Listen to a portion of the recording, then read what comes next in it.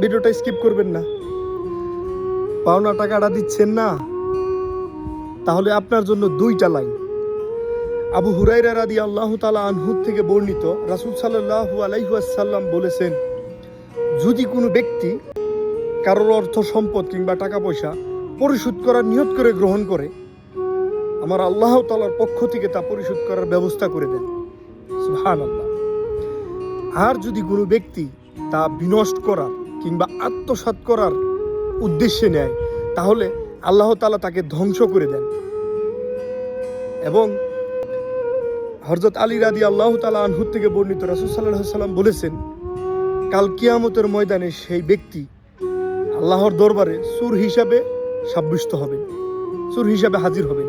এখন আপনি কি করবেন? টাকাটা কি দিবেন, নাকি আল্লাহর দরবারে চোর হিসাবে বর্ণনা হবেন?